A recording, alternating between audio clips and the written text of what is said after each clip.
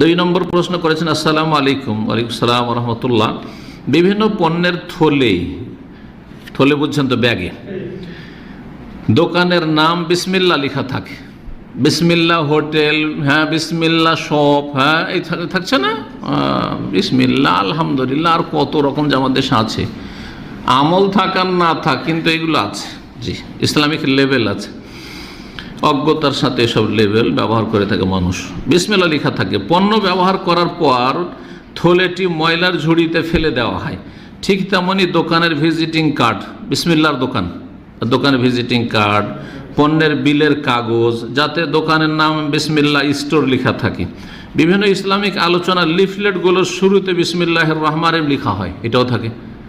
যে বিজ্ঞাপনগুলো আছে না ওয়াজ মাহফিলের, বিসমিল্লাহির রহমানির রহিম, কেন বিসমিল্লাহির রহমানির রহিম লিখছেন? যেখানে সেখানে ফেলে দেওয়া হচ্ছে, এগুলো পড়ে নিল, তারপর ফেলে দিল। লেখা যায় যে নয় তাহলে এইরকম বিজ্ঞাপন এইভাবে, অথচ এগুলো ইসলামের কাজ, কিন্তু অজ্ঞতার সাথে হচ্ছে অথবা অচেতনভাবে এগুলো কাজ করছে মানুষ, উদাসীন। এই কাজগুলো কতটা শরীয়ত সম্মত? সবগুলি না যাইজ। বিসমিল্লাহ দোকানের নাম রাখা, আর তারপরে তাতে বিভিন্ন ভিজিটিং কার্ড হলো, ব্যাগ তৈরি হলো, তো এই হলো, তো সেই হলো, আর সবগুলোতে বিসমিল্লাহ লেখা আছে, আর যেখানে সেখানে ফেলে দেওয়া হচ্ছে। এটা হচ্ছে আল্লাহর নামের অবমাননা, আল্লাহ রাব্বুল কিতাবের আয়াতের অবমাননা। বিসমিল্লাহ আয়াতের অংশ, বিসমিল্লাহির রহমানির রহিম কোরআন কারীমের অংশ। আর আল্লাহর নাম যদি কোরআন আয়াত নাও হয়, আল্লাহর শুধু আল্লাহ লেখা থাকে, শুধু রাসূলুল্লাহ লেখা আছে, শুধু মুহাম্মদ লেখা আছে, তারপর ইহতিরাম জরুরি।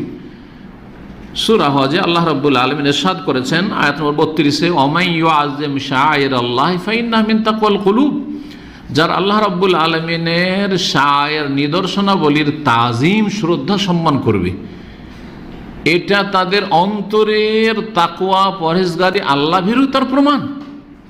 আপনার অন্তরে আল্লাহর ভয় আছে, গুনাহ থেকে বাঁচতে চান, হারাম নাজায়েজ থেকে বাঁচতে চান, আল্লাহর কাছে জবাব দিতে হবে, এই চিন্তা আছে। এটার প্রমাণ হচ্ছে যে আপনি আল্লাহর এবং আল্লাহর দিনের, আল্লাহর নামের, আল্লাহর কিতাবের আয়াতের কি করবেন? তাজিম করবেন, আপনি সম্মান করবেন। দিনের যেসব বিষয়াদি রয়েছে সবগুলি হচ্ছে আল্লাহর আয়াত, সেগুলির তাজিম করবেন।